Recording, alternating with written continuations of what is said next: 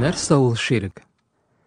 Без сезнең белән Аллаһның иң сөймәгән нәрсәсе, иң зур гөнаһ, аңа карата иң зур гаделсезлек, җәһәннәмгә илтә торган юл ширк икәнен аңладык.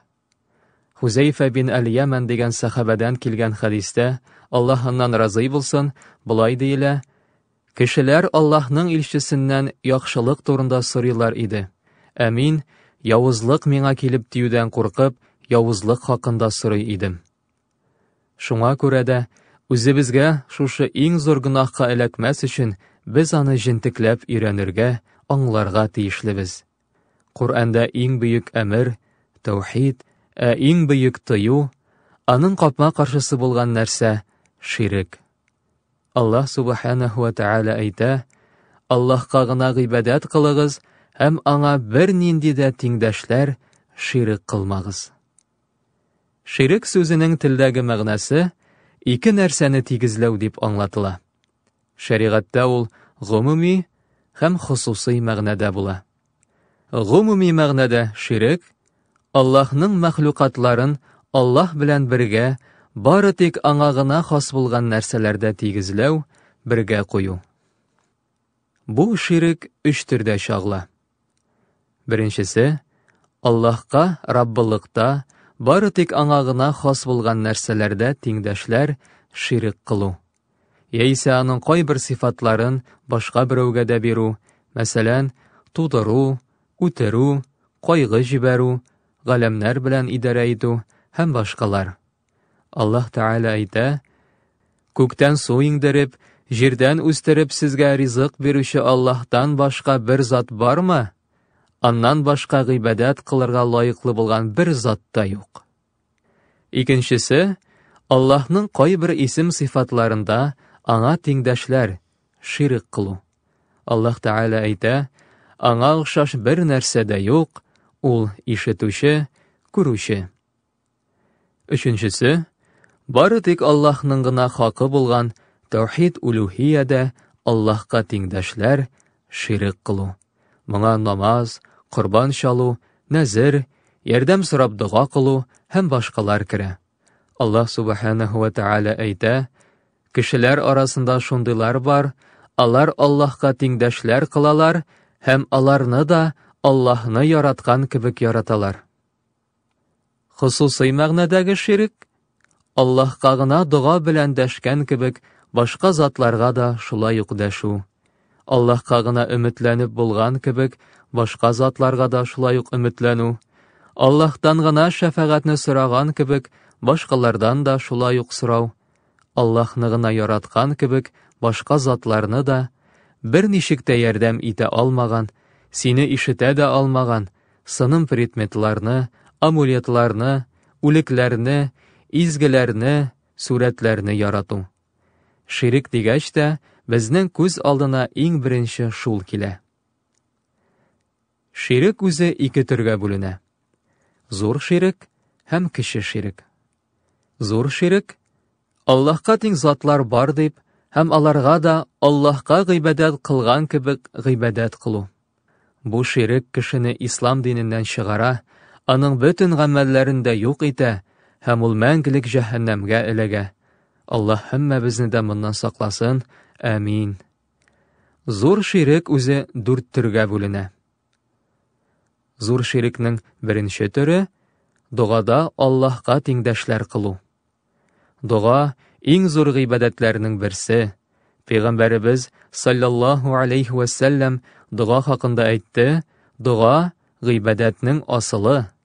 Ягъни асылда гыйбадәт ул менә дуга инде. Шуңа күрә кем дуга белән Аллаһтан башкага мөрәҗәгать итә, ул зур ширк кылган була.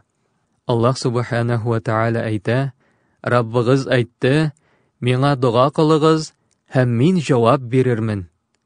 Әмма миңа гыйбадәт итүдән тәкәбберләнеп баш тарткан кешеләр хур булган хәлдә җәһәннәм утына керерләр. Зур ширкнең икенче төре теләк максатларыңда, ниятләреңдә Аллаһка тиңдәшләр кылу. Мондый кешеләр гамәлләрен Аллаһ ризалыгы өчен дип түгел, ә нинди дә булса кешегә ошасын, үзенең максатларына ирешер өчен бары тик бу тормышның нигъмәтләрен үзендә булдырыр өчен дип кылучылар. Аллаһ субханаһу ва тааля әйтә: «Берәү дөнья тереклеген генә ва дөнья тормышының матурлыгын теләсә, без аларга моны мул итеп бирербез.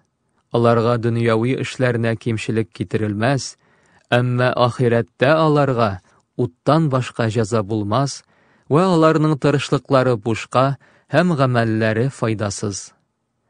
Бу төр ширк бик тә яшерен, әмма үтә дә куркыныч. Зур ширкнең өченче төре буйсынуда Аллаһка тиңдәшләр кылу.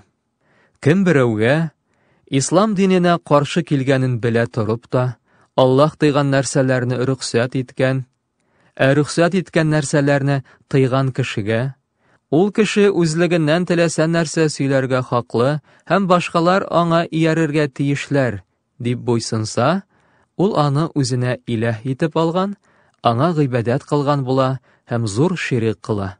Аллаһ субханаһу ва тааля әйтә: «Алар Аллаһтан башка үзләренең галимнәрен, монахларын раббылары итеп алдылар, ва Мәрьям улы Гайсәне дә иләһә тоттылар. Ә бит аларга бер нинди дә тиңдәшләре булмаган Аллаһка гына гыйбадәт кылырга әмер ителгән иде.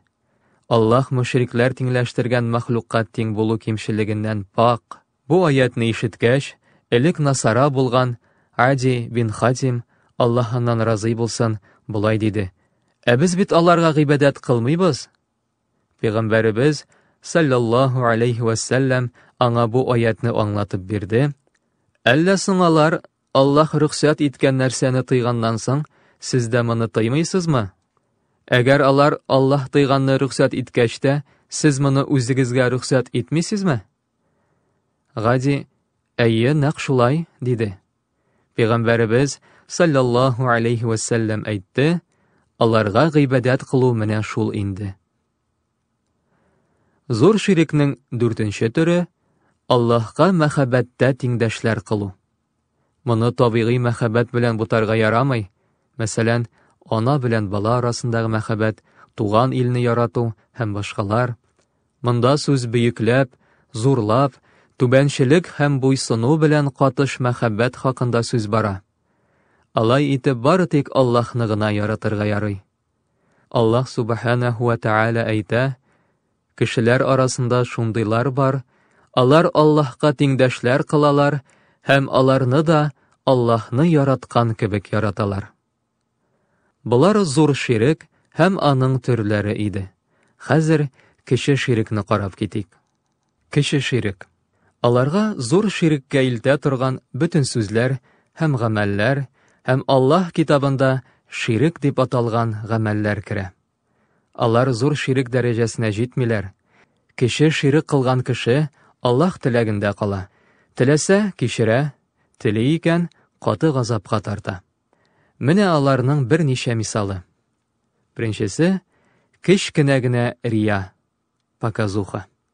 Пәйгамбәребез саллаллаһу алейхи ва саллям сахабаларына дәшеп әйтте: «Мин барыннан да бигрәк сезнең кече ширккә төшүегездән куркам». Кешеләр сорадылар: «Ә нәрсә соң ул кече ширк?» Ул саллаллаһу алейхи ва саллям җавап итеп: «Рия, ягъни показуха» диде. Икенчесе «Аллаһ һәм син шулай теләдең» дип әйтү. Пәйгамбәребез саллаллаһу алейхи ва саллям әйтте: «Аллаһ һәм кемдер шулай теләде» димәгез, «Ә Аллаһ шулай теләде, ә соңыннан кемдер шулай теләде» дип әйтегез. Әгәр дә Аллаһ һәм кемдер булмаса, әгәр эт булмаган булса, безгә бурлар керер иде кебек сүзләр.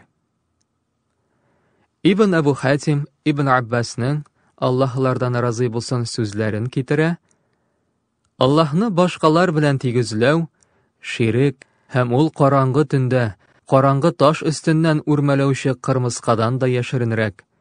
Шундый ширккә ир кешенең хатынына: Аллаһ белән синең һәм минем гомерем белән ант итәм. Әгәр дә менә бу эт булмаган булса, безгә бурлар кергән булыр иде кебек сүзләр керә. Буласы хәлне кем белән булса да бәйләмә, чөнки шушы һәр бер гыйбарәдә дә şirик калдыклары бар.